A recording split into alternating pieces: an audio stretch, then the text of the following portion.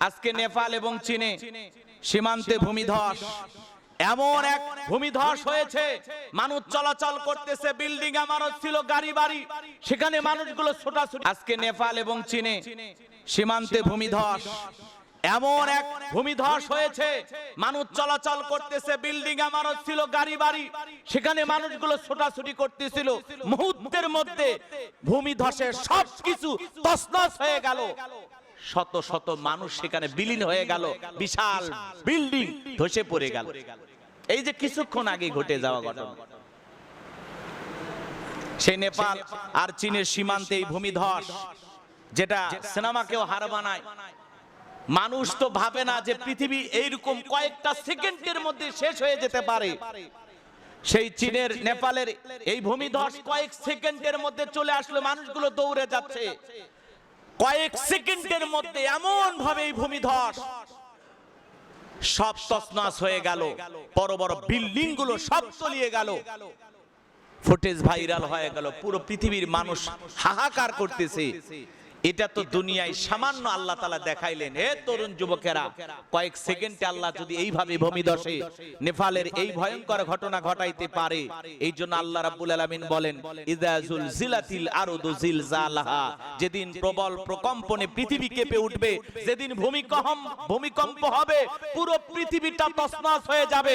কিয়ামত যখন সংগঠিত হবে, পাহাড় বলেন, পর্বত বলেন, বিল্ডিং ইমারত বলেন, সবকিছু চুরমার হয়ে যাবে। কথা বলে ঠিক কিনা? সবকিছু ধূলিসাৎ হয়ে যাবে, কিছুই থাকবে না, সব তছনছ হয়ে যাবে। আজকে দুনিয়ার পার্থিব সুখ আমোদ প্রমোদে মানুষ ব্যস্ত হয়ে আছে। এক এক দেশ প্রতিযোগিতায় নামছে, কে কার চাইতে বড় বেশি তলা বিল্ডিং বানাইতে পারে। কথা বলে না কেন? কে কোন প্রযুক্তি আবিষ্কার করতে পারে।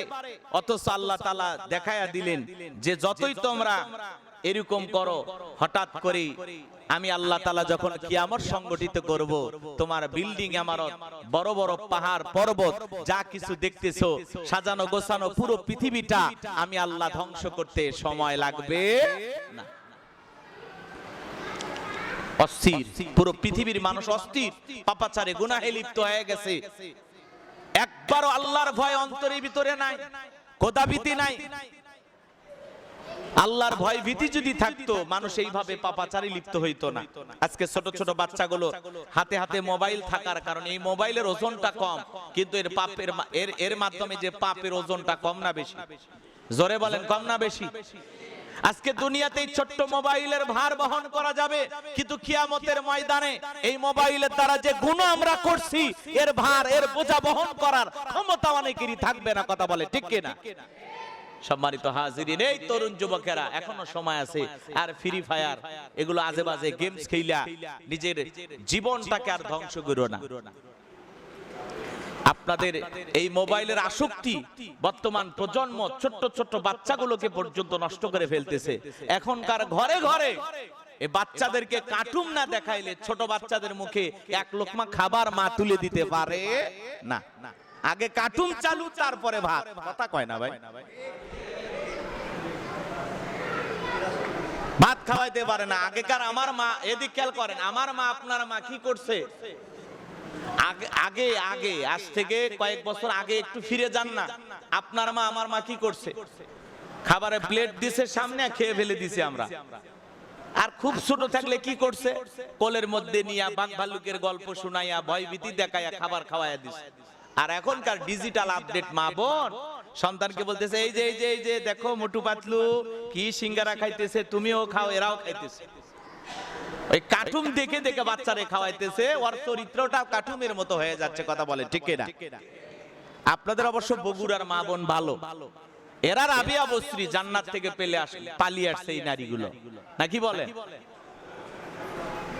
হাতে হাতে মোবাইল, ঘরগুলো মনে হয় প্রত্যেকটা ফ্যামিলিতে 5 জন সদস্য 5টা ফোন। কথা বলে না কেন? এই ফোন আইসা স্বামী স্ত্রীর মহাব্বত গেছে, ভালোবাসা গেছে। এই ফোন আইসা একজন আর একজনের সাথে আর গল্প করে না, চা খাইতেছে, ফোন টিপতেছে, বন্ধুর সাথে বন্ধুর আর কোনো গল্প নাই, এখন খালি মোবাইল মোবাইল। কথা বলে ঠিক না? জামানা আমাদেরকে ধ্বংস করে ফেলতেছে। এই জন্য বলতেছিলাম, রাসূল আকরাম সাল্লাল্লাহু আলাইহি সাল্লাম তার নিজের বিবাহের কথা শুইনা লজ্জায় মুখটা লাল হয়ে গেল। আর এখনকার যুবকের লজ্জা শরম বলতে কিছু নাই, আছে না নাই? চরম বেহায়া, চরম বেহায়া। সম্মানিত হাজিরিন, নবীজি তখন ডেকে বলেন, আমার বিবাহের ব্যাপারে আমি সিদ্ধান্ত নিতে পারবো না, আমার অভিভাবক আছে। কথা বোঝেন নাই? এখন তো অভিভাবক লাগে না, ছেলে মেয়ে একা একা বিয়ে করে নাই। কথা কি বুঝতে পারছেন?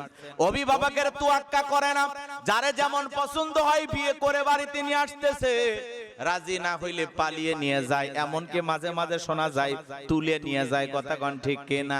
লম্বা আমি করব না, সংক্ষিপ্ত কথা বলে দিয়ে যায়। এইবার খাদিজাতুল কুবরা রাদিয়াল্লাহু তাআলা আনহা বিশ্ব নবীর চাচা আবু তালেবের কাছে বিবাহের প্রস্তাব পাঠায়া দিলেন। আবু তালেব খাদিজার বিবাহের প্রস্তাব শোনার পরে আর দেরি করলেন না, তিনি বুঝতে পারলেন এতিম ভাতিজা, আহারে মক্কার সবচাইতে ধনী, সবচাইতে সম্ভ্রান্ত, মর্যাদা সম্পন্ন একজন নারী খাদিজাতুল কুবরা রাদিয়াল্লাহু তাআলা আনহা, আর দেরি করা যাবে না, আমার ভাতিজাকে পছন্দ করেছে, বিবাহ করতে চায়। এইবার আবু তালিব নিজে বিবাহের খুতবা পড়ায়া বিশ্বনবী মুহাম্মদ রাসূলুল্লাহ সাল্লাল্লাহু আলাইহি সাল্লামের সাথে আম্মাজান খাদিজার বিবাহ সম্পন্ন করে দিলেন। বলুন আল্লাহু আকবার। লম্বা হবে, লম্বা করব না। বিশ্বনবী মুহাম্মদ রাসূলুল্লাহ সাল্লাল্লাহু আলাইহি সাল্লাম, তার বয়স যখন 35 বছর বয়স, কয় বছর? জোরে বলেন কয় বছর? বিশ্বনবী তখন মক্কার বুকে একটা সংগঠন দাঁড় করাইলেন, যার নাম হলো হিলফুল ফুজুল। এই সংগঠনের মাধ্যমে বিশ্বনবী মুহাম্মদ রাসূলুল্লাহ সাল্লাল্লাহু আলাইহি সাল্লাম 4টি প্রস্তাব আনলেন। 1 নাম্বার প্রস্তাব, আমরা সমাজ থেকে অশান্তি দূর করব। 2 নাম্বার, মুসাফিরদের নিরাপত্তা দেব। আর 3 নাম্বার, গরিব দুঃখী মানুষকে আমরা সাহায্য সহযোগিতা করব। আর 4 নাম্বার প্রস্তাব, জালিমের বিরুদ্ধে প্রতিরোধ গড়ে তুলব। আল্লাহু আকবার বলেন। তাহলে হিলফুল ফুজুল সংগঠন দাঁড় করায় রাসূল 4 দফা কর্মসূচি সিদ্ধান্ত নিলেন। রাসূলের চাচা এই সিদ্ধান্ত শোনার পরে রাসূলের চাচা বললেন যে ভাতিজা মুহাম্মদ যে প্রস্তাবগুলো দিয়েছে এগুলোতে আমি সম্মত, এগুলো প্রস্তাব আমার পছন্দ হয়েছে। তখন এই হিলফুল ফুজুল সংগঠনের মাধ্যমে মক্কা নগরীতে একটা আলোচনায় চলে আসলেন মুহাম্মদ রাসূলুল্লাহ সাল্লাল্লাহু আলাইহি সাল্লাম।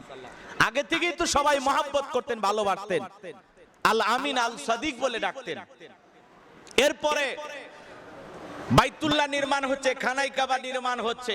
সে সময়ের মানুষেরাও বলল বাইতুল্লাহ নির্মাণের সময় কেউ হারাম কোনো টাকা দিতে পারবা? কথা কয় না কেন?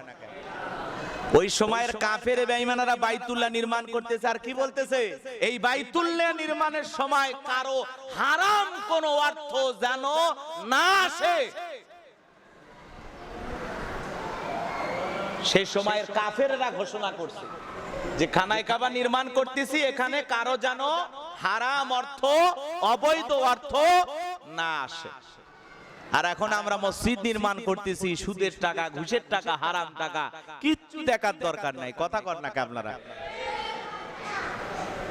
ওই ইয়াবা ব্যবসায়ী হোক আর গাঁজা ব্যবসায়ী হোক, আর টাকা আছে, কথা কয় না?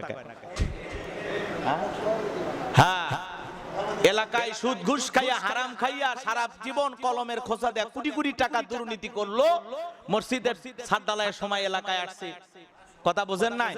একটু বলতেছে কি হচ্ছে মসজিদে, কয় ছাদ ঢালাই চলতেছে, কয় আমি 5 লাখ দিলাম। কয় বাপ রে বাপ, বহুদিন চাকরি করছে এলাকায়, সে 5 লাখ টাকা দিল। মানুষ তখন বলতেছে ঠিক আছে আপনি সভাপতি।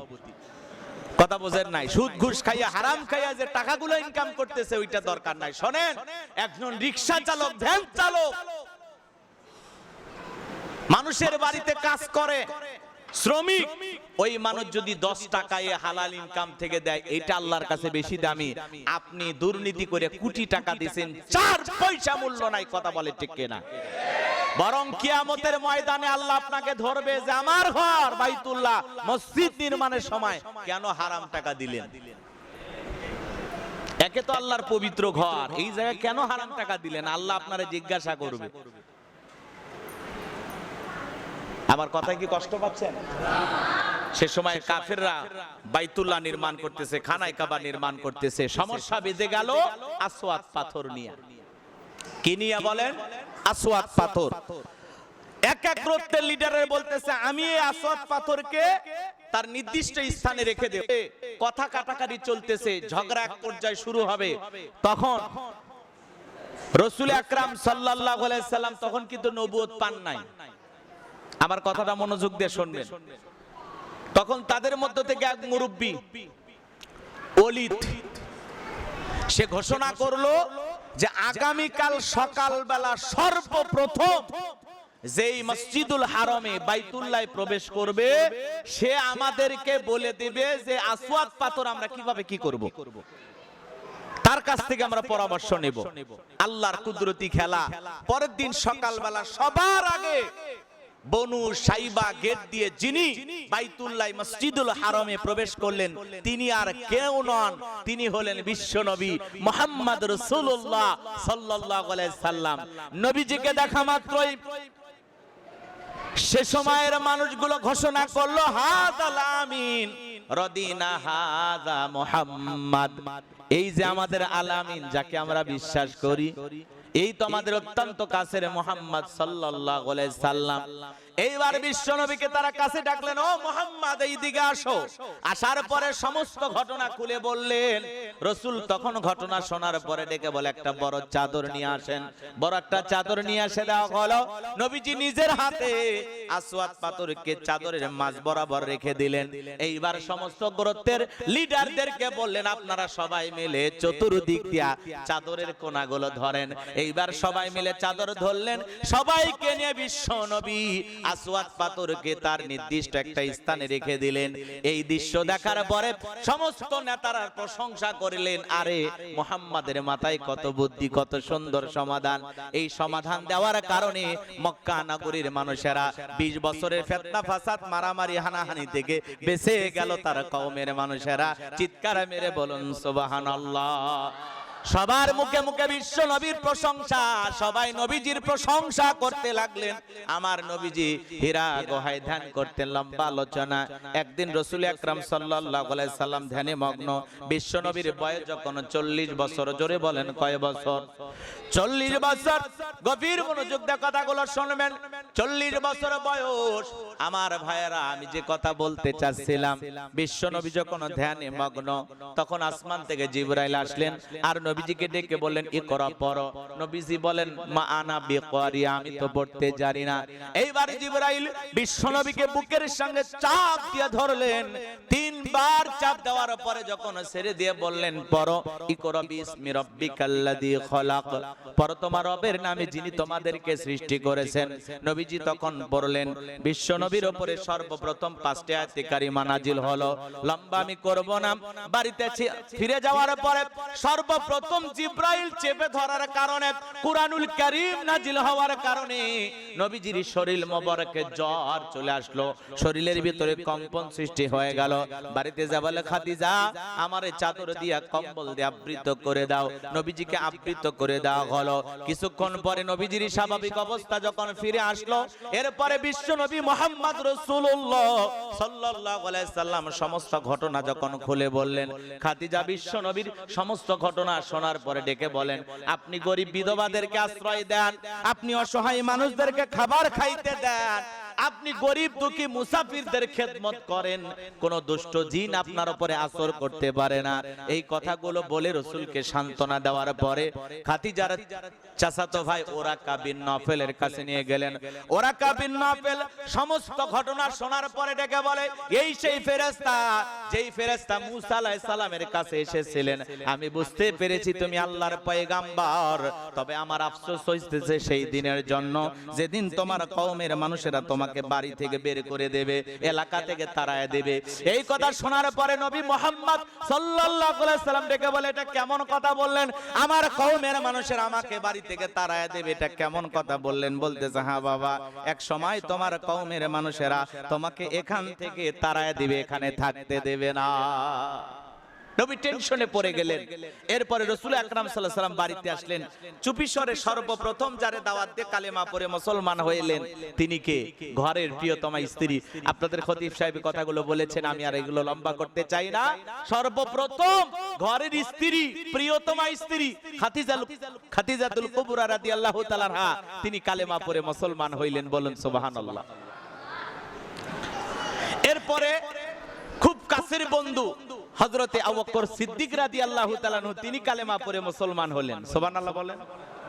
এরপরে দাসদের ভিতর থেকে হযরতে বেলাল, আর সবচেয়ে কম বয়সী একজন মুসলমান হলেন যার নাম হলো হযরত আলী রাদিয়াল্লাহু তাআলা আনহু। বলুন আল্লাহু আকবার।